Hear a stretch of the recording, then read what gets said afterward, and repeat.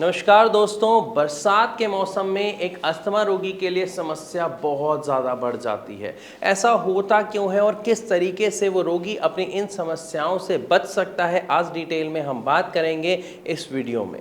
हम सब जानते हैं बरसात का मौसम एक उपहार से कम नहीं होता, लेकिन अस्थमा रोगी के लिए ऐसा नहीं है। अस्थमा रोगी के लिए समस्याएं बहुत ज़्यादा बढ़ जाती हैं क्योंकि बरसात के मौसम में सबसे बड़ी समस्या होती है सीलन, जो अक्सर ज़्यादातर घरों में आ जाती है।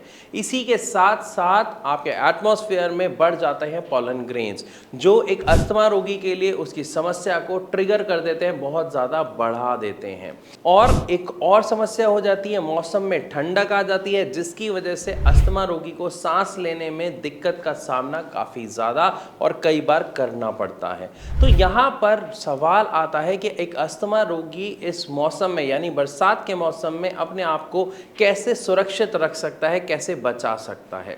तो सबसे पहले यहाँ पर आपको एक बात समझनी पड़ेगी कि जब भी बरसात का मौसम होता है तो मौसम में नमी बढ़ जाती है, इन्फेक्शंस बढ़ जाते हैं, और अगर ये इन्फेक्शंस एक अस्थमा रोगी के अंदर सांस के द्वारा जाते हैं तो वो उसकी अस्थमा की प्रॉब्लम को ट्रिगर कर सकते हैं। तो हमें सबसे पहला प्रिकॉशन क्या लेना है कि ऐसा कोई इन्फेक्शन, कोई एलर्जन, कोई भी पॉल्यूशन, कोई डस्ट, कोई केमिकल अंदर ना जाए।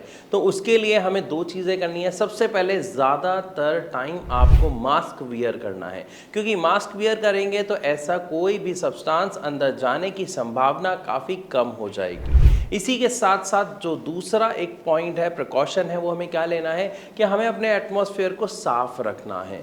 लेकिन इस चीज़ का खास तौर पर ख्याल रखें कि यहाँ पर आपको साफ सफाई, गद्दे झाड़ना, मैट झाड़ना, इससे परहेज करना है, इससे दूर रहना है, क्योंकि ये वाले जो इन्फेक्शन होता है ये खास तौर पर एक अस्थमा रोगी के अस्थमा को ट्रिगर कर देता है।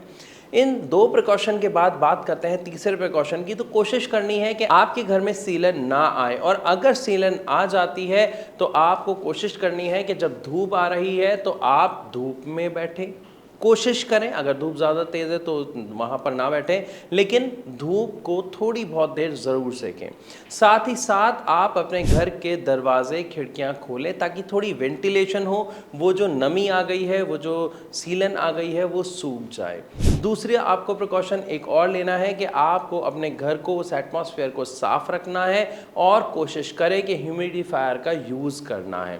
इसी के साथ साथ एक तीसरा प्रिकॉशन है जो आप बड़े आराम से ले सकते हैं, वो है आपको भाप लेनी है। खास तौर पर रात को सोने से पहले अस्थमा रोगी को बरसात के मौसम में भाप लेनी काफ़ी ज़्यादा ज़रूरी हो जाती है, और इससे काफ़ी ज़्यादा आराम उन्हें देखने को मिलता है, वो चैन से सो पाते हैं। क्योंकि भाप न केवल आपके नॉस्ट्रल्स को प्रॉपरली ओपन करता है, बल्कि सांस के द्वारा जब वो भाप अंदर जाती है तो आपके पूरे एयरवेज में जो इन्फ्लामेशन होती है उसको भी सूद करती है, शांत करती है। साथ ही साथ जो आपका म्यूकस प्रोडक्शन होता है उसको भी डाइल्यूट करती है, यानी गलाती है, जो बाहर निकल जाता है और आप चैन की नींद सो पाते हैं।